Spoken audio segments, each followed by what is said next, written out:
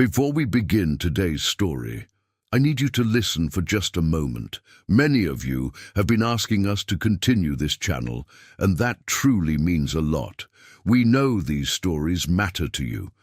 Stories about our ancestors, forgotten lives, hidden histories and voices from the past that deserve to be remembered. But after YouTube demonetized the channel, it became very difficult to keep producing. Every video takes research, writing, narration, editing, and a team working behind the scenes. And all of that has real costs. We want to keep going. We don't want these stories to disappear. That's why we created a quick poll in the description of this video.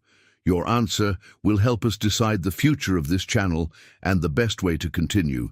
Please take a few seconds to vote. Your voice matters, and it may help keep these forgotten stories alive. Now, let's begin today's story.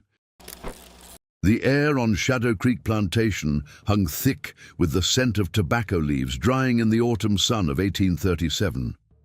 Virginia's rolling hills stretched like a verdant prison around the sprawling estate, where the great white mansion gleamed under the watchful eyes of ancient oaks draped in Spanish moss.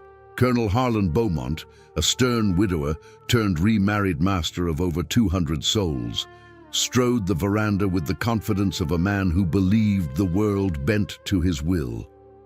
His new wife, Catherine, stood beside him, elegant, 38, with porcelain skin and eyes that had once sparkled with the promise of high society, but now dulled by the monotony of plantation life. Their daughter, Emily, 18 and blooming with the fire of youth, fidgeted in her lace gown, her betrothal to young Thomas Whitaker, the talk of Richmond's elite. Into this world arrived Elijah, tall, broad-shouldered, with skin like polished mahogany and eyes that seemed to pierce through flesh into the soul. The overseer had purchased him from a breeder in Charleston for a king's ransom. "Best stud in the South," the man had boasted. "Strong seed, healthy stock. He'll swell your quarters with prime hands by spring." Elijah's reputation preceded him like a storm cloud. Whispers among the enslaved traveled faster than the wind. This one carried something more than muscle. A presence, a pull. Elijah was assigned quarters near the slave cabins, a sturdy shack with a dirt floor and a single cot. By day, he toiled in the fields, his back glistening under the lash of the overseer's watchful gaze. By night, his true duty began. The colonel's orders were explicit: breed with the healthiest women in the quarters, produce strong offspring to sell or keep. Elijah moved through the task with a quiet efficiency that masked deeper currents. His voice, low and resonant, carried stories from distant African shores, tales of spirits that walked between worlds, of bonds that transcended chains.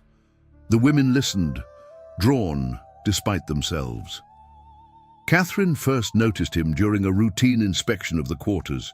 She had ventured there on a whim, seeking relief from the stifling heat of the big house. Elijah stood apart, mending a harness, his hands steady and powerful. Their eyes met. A shiver ran through her, unbidden and unwelcome. "You're the new one," she said, her voice steadier than her pulse. "See that you work hard. The colonel expects results." "Yes, ma'am," Elijah replied, his gaze lingering just a fraction too long. In that moment, something shifted. Catherine felt it, a warmth spreading through her veins, a forgotten hunger stirring. She turned away sharply, but the image of him haunted her that night as she lay beside the snoring colonel. Weeks passed. The plantation thrummed with the rhythm of harvest, slaves singing mournful hymns in the fields, the crack of whips, the distant lowing of cattle. Emily, restless and curious, often slipped away to the edges of the property, sketching wildflowers or dreaming of her future as a senator's wife. She encountered Elijah by the creek one evening, where he had been sent to fetch water. "You move like you own the ground," she teased, her aristocratic tone laced with naive flirtation. Don't the chains chafe? They chafe less than pretty lies, Miss Emily, he answered softly. His words carried no defiance, yet they pierced her defenses. She laughed it off, but returned the next night and the next. Elijah spoke of freedom not as rebellion, but as an inner flame no master could extinguish. His presence was magnetic, almost hypnotic, as if an unseen force wove through his voice. Catherine's encounters began innocently enough. She summoned him to repair a loose shutter on the mansion's upper floor while the Colonel was away in Richmond. Alone in the dim lamplight, conversation turned intimate. "You have a way about you," she confessed, her cheeks flushing, "like you see things others don't." Elijah's touch on her hand was electric. What followed was a torrent of suppressed desire, furtive, passionate, wrapped in the terror of discovery. Catherine, bored and yearning for vitality, surrendered completely. "This is madness," she whispered afterward, yet she sought him again. Emily's fall came soon after. Jealous of her mother's distracted glow, she confronted Elijah in the stables. Accusations turned to confessions, then to stolen kisses amid the hay. "I'm promised to another," she gasped, even as her body betrayed her. Elijah's allure was no ordinary charm. It felt primal, laced with something otherworldly, as if ancestral spirits lent power to his touch. Both women knew the risk. Both ignored it. By winter's approach, subtle changes emerged. Catherine's corsets tightened uncomfortably. Emily complained of fatigue during fittings for her wedding gown. Whispers stirred among the house slaves, knowing glances, hushed prayers. Elijah continued his assigned breedings in the quarters, fathering strong children, but his true legacy grew in secret within the big house. The Colonel remained oblivious, focused on ledgers and political alliances, yet tension thickened the air like approaching thunder. One night, as wind howled through the oaks, Catherine and Emily crossed paths in the hallway, each returning from a clandestine meeting. Their eyes locked in shared guilt and strange sisterhood. "He chose us," Catherine murmured, half in awe, half in fear. Elijah sensed the gathering storm. In the slave cabins, he confided in an elder woman, old Maud, whose herbal knowledge ran deep. "This land drinks blood and spits curses," she warned. "Your seed carries old power. It wakes what sleeps." Elijah's eyes gleamed in the firelight. He had not come merely to breed slaves. Something ancient in his bloodline sought reckoning. As the first snow dusted the fields, the women's bellies began to show. The mystery deepened. 2 lives, 1 forbidden father, a plantation teetering on ruin. The Colonel's world was about to shatter, and in its ruins, something far darker than scandal would rise. Word count 1498. The Virginia winter of 1837 wrapped Shadow Creek in a blanket of frost, turning the tobacco fields into skeletal reminders of summer's bounty. Inside the grand mansion, fires crackled in every hearth, yet they could not warm the growing chill between its inhabitants. Colonel Beaumont paced his study, oblivious to the undercurrents, plotting expansions that would cement his legacy. Catherine, her figure subtly rounding beneath layers of silk and whalebone, moved with a secretive grace. Emily, pale and radiant in her youth, avoided mirrors that might betray her condition. Elijah's days blurred into a rhythm of labor and longing. By day, he drove the plow with unyielding strength, his body a testament to the breeder's promises. The other enslaved watched him with a mix of awe and suspicion. "That man got the devil in his eyes," one muttered. Yet his presence brought an inexplicable calm to the quarters, where stories of rebellion simmered beneath compliance. At night, the women of the big house drew him like moths to flame. Catherine's obsession deepened first. Their meetings evolved from desperate passion to something almost ritualistic. In the abandoned smokehouse behind the mansion, she would wait, heart pounding. "Harlan sees nothing," she confessed one evening, her hands tracing Elijah's scars. "But I see you, all of you." Elijah's responses were measured, his deep voice weaving tales of his grandmother's people, keepers of spirits that bound families across oceans. "What we do echoes," he said, pulling her close. "Not just flesh. Blood remembers." Their encounters left Catherine transformed, her once languid demeanor now charged with vitality and quiet dread. Emily, torn between duty and desire, found herself seeking Elijah with increasing frequency. One bitter night, as sleet lashed the windows, she slipped into the stables. "Mother suspects something," she whispered, fear and excitement mingling. Elijah held her gently, his touch igniting fires that logic could not quench. "You carry light in you, Miss Emily, but light casts shadows." Their stolen moments were fervent, whispered promises amid the scent of leather and horses. Emily spoke of her betrothal with resentment. "Thomas is cold as these stones. You make me feel alive." Elijah listened, his enigmatic aura deepening her attachment. Unbeknownst to her, the same force that bound her mother now wove through her veins. Tensions escalated within the household. House slaves like young Tilly noticed the women's pallor, their sudden cravings for strange foods, pickled okra from the quarters, herbal teas old Maud brewed in secret. "Ms. Catherine walk indifferent," Tilly confided to her sister, "and Miss Emily, she hummin' slave songs in her sleep." Rumors spread like wildfire through the cabins, but fear of the lash kept tongues guarded. Colonel Beaumont, returning from a trip to Williamsburg, sensed discord, but attributed it to winter blues. "Catherine, you seem flushed. The child?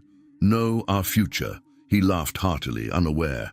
Emily's fiancé, Thomas Whitaker, visited once, his aristocratic bearing clashing with the plantation's raw underbelly. Emily played the part of devoted bride-to-be, but her eyes darted toward the fields where Elijah worked. A single exchanged glance across the lawn nearly undid her. As months wore on, the mystic undercurrent intensified. Elijah began experiencing visions in the dead of night, ancestral figures urging him onward, warning of blood debts unpaid since his forebears were torn from their homeland. He shared fragments with Catherine and Emily separately. "This child will carry more than my face. It carries the weight of chains and the fire to break them."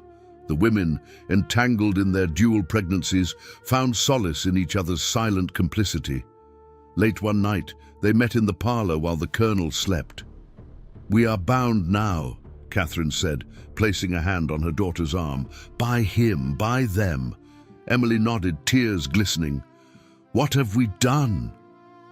Outside, the plantation groaned under unnatural strains. Livestock grew restless, horses shying at unseen shadows. Crops showed early blight, despite the colonel's meticulous care. Old Maud muttered incantations over protective charms, her eyes fixed on Elijah.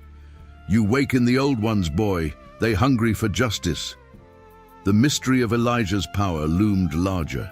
Was it mere charisma or something supernatural, an inherited curse or blessing that made women forsake all for his touch? The women's bellies swelled in tandem, their secret a ticking bomb. Whispers reached the overseer, who dismissed them as idle talk, but seeds of doubt were planted. Elijah knew the end neared. In a rare moment alone with both women, hidden in the root cellar, he spoke with gravity. "Whatever comes, the truth will free more than bodies. It will free souls." Catherine and Emily clung to him, their shared love a fragile shield against the storm. The Virginia winds howled louder, carrying echoes of distant drums from the quarters. Shadow Creek teetered, its foundations cracked by desire, blood, and the unseen. Word count 1502. Spring thawed the frozen earth of Shadow Creek, revealing tender green shoots that mocked the growing rot within the Beaumont family. The air carried the sweet decay of early blooms, mixed with the earthy toil of planting season. Catherine's condition could no longer be hidden beneath voluminous skirts. Her once slender waist now proclaimed life. Emily, younger and more agile, masked hers longer, but suffered from waves of nausea that left her bedridden for days. The colonel's suspicion ignited during a family dinner. Candles flickered on the mahogany table as servants served roasted venison. "Catherine, you've been avoiding my bed," he growled, his face reddening. "And you, Emily, pale as a ghost. Is the wedding weighing on you?" Catherine deflected with practiced poise. "The winter fevers linger, dear. Nothing more." Emily echoed her, but her voice trembled. Harlan's eyes narrowed, yet duty called him away again to secure loans in Norfolk. Elijah's role intensified.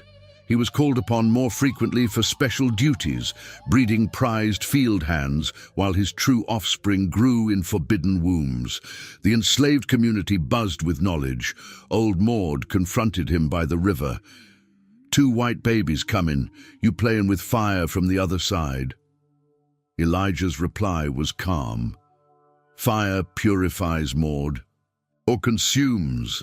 Catherine sought him desperately now, their meetings laced with psychological torment. "I feel it moving," she confessed in the attic, hands on her belly. "It knows you, dreams of jungles and chains." Elijah comforted her, his mystic aura providing solace. "Our blood mixes the old world with this one, stronger for it." Their passion persisted, dangerous and addictive, blending horror with ecstasy. Emily's encounters turned psychological. Guilt gnawed at her purity. "I betrayed Thomas, Mother, everything," she wept to Elijah in the orchard, "but I cannot stop." He held her, whispering of resilience. "Strength isn't in chains or promises. It's in what survives the breaking." Their intimacy carried an edge of the supernatural, visions shared in the throes, glimpses of ancestors demanding acknowledgement. Discovery came violently. The overseer, tipped by a jealous field hand, spied Elijah slipping toward the mansion. Confrontation in the barn led to blows, but Elijah's strength prevailed. Word spread. Soon, house slaves confirmed the pregnancies. The colonel returned to chaos. A maid slip during laundry revealed the truth.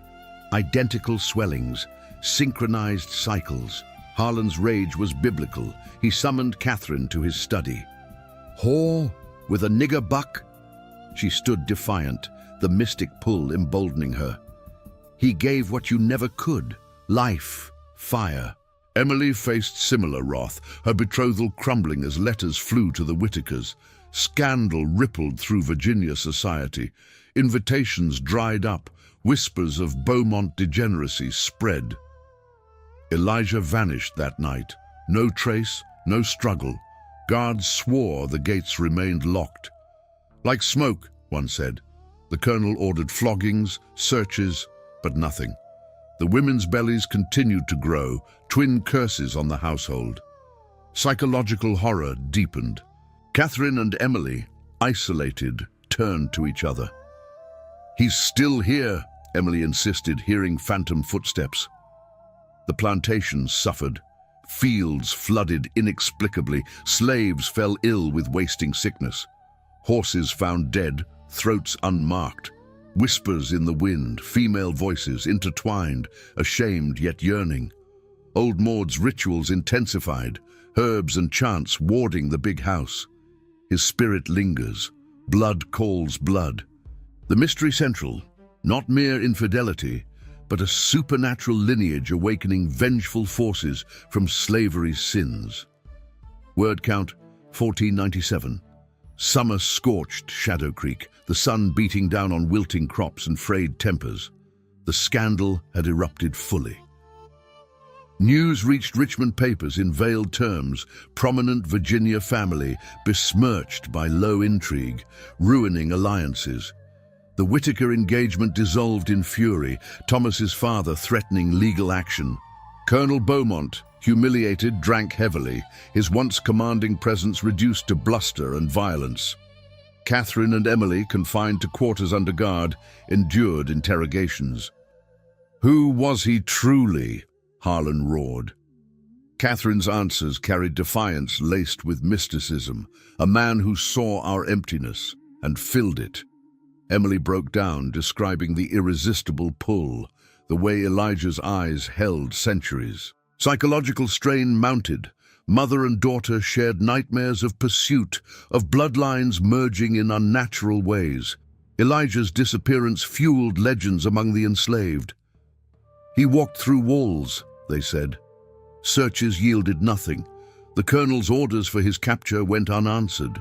Meanwhile, the pregnancies advanced. Doctors summoned discreetly confirmed healthy, strong babes, pale-skinned anomalies that hinted at their father. The plantation descended into operational chaos. Overseers struggled with rebellious murmurs. Tools broke without cause.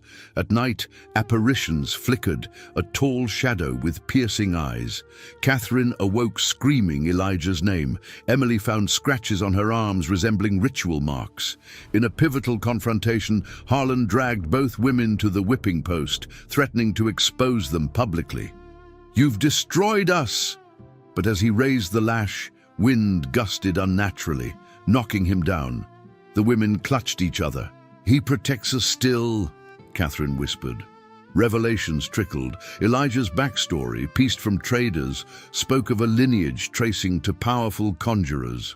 His seed carried not just physical prowess, but a spiritual contagion, awakening latent desires and old grudges in the land soaked with slave blood.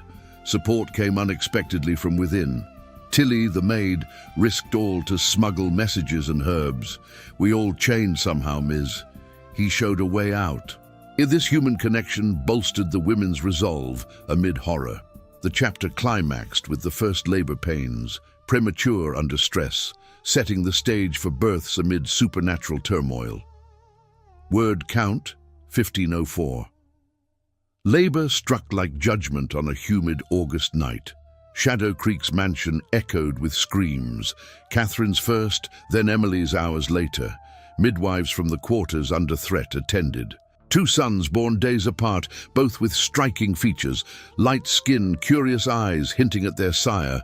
The colonel viewed the infants with revulsion and twisted fascination. Abominations! Yet he could not bring himself to destroy them outright. The births brought fleeting joy to the mothers, mingled with terror. "They have his spirit," Emily cooed, nursing her child. Chaos amplified. Crops failed en masse. Disease swept the quarters. Whispers became audible. "He chose us." Female voices, mother and daughter's tones blended haunting corridors. Psychological toll. Catherine descended into melancholy, Emily into fierce protectiveness. They supported each other, growing through adversity. Elijah's presence manifested stronger, objects moving, visions of freedom. The babies thrived unnaturally, their cries carrying melodic undertones. Harlan's breakdown culminated in a fevered rant, revealing his own hidden shames, humanizing the drama. Word count, 1496. Years blurred into legend as Shadow Creek crumbled. The boys, raised in secrecy, carried the bloodline's weight. Catherine and Emily, forever changed, found strength in their bond and the mystic legacy. The plantation's ruins stood as testament, avoided by locals. Whispers persist. On windy nights, the voices call, promising revelations for those who listen. The spirit of Elijah roams, his choice echoing through generations, a curse of desire and awakening in the heart of Virginia's haunted past. The scandal's blood still runs, inviting the curious to uncover its depths. I'm freezing. I'm bleeding. Slowly fading away. But don't worry, I'm fine.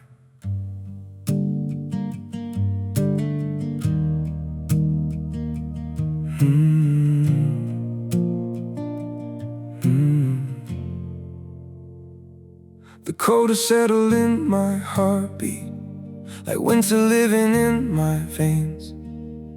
Every breath feels numb and fragile, Every smile just hides the pain. I'm breaking quietly in silence, falling slow without a sound. Yet I keep saying I'm okay, while my world burns to the ground. I'm frozen here, I'm bleeding slowly, dying piece by piece inside.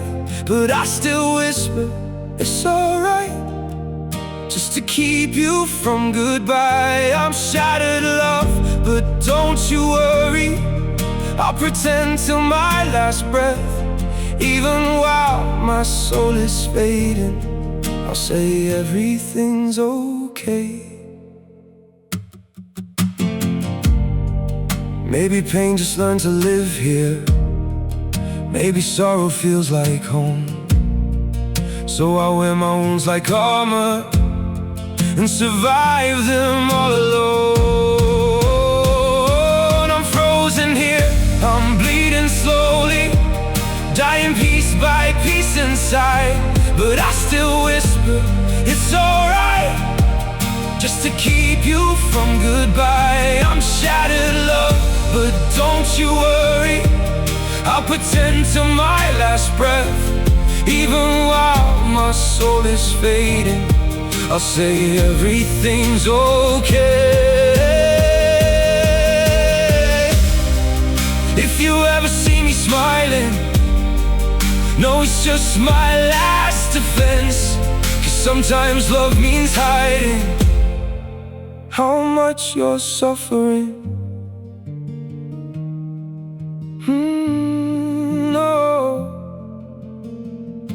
I'm frozen here, I'm bleeding slowly, dying piece by piece inside. But I still whisper, it's alright, just to keep you from goodbye. I'm shattered, love, but don't you worry, I'll pretend till my last breath.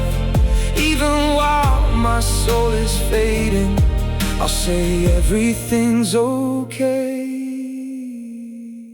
It's okay.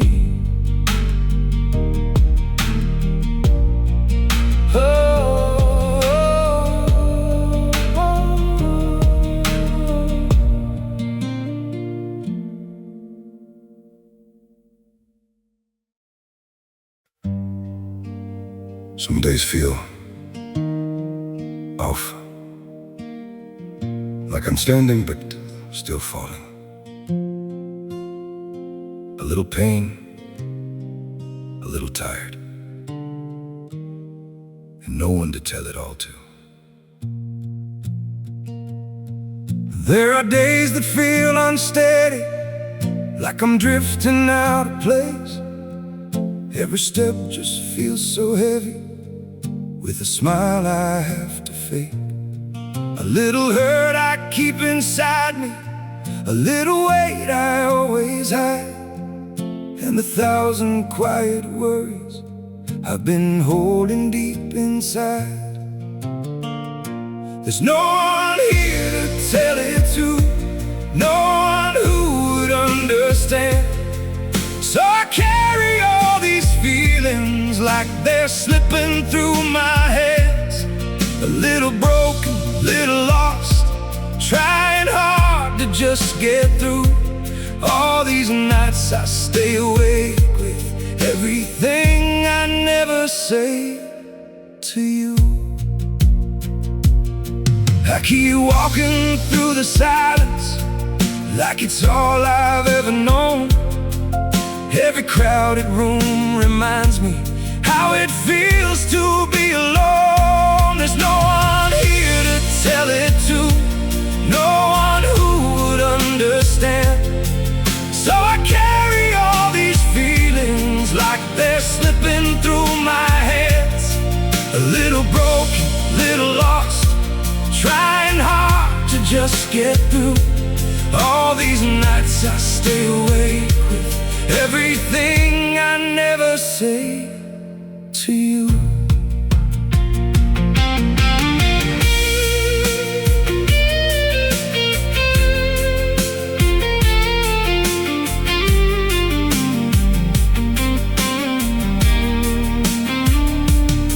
Maybe be stronger. Maybe I'll learn how to speak. But for now I keep it buried in the parts of me too weak. There's no one here to tell it to, no one who would understand. So I carry all these feelings like they're slipping through my hands. A little broken, little lost, trying hard to just get through. All these nights I stay awake with everything I never say to you.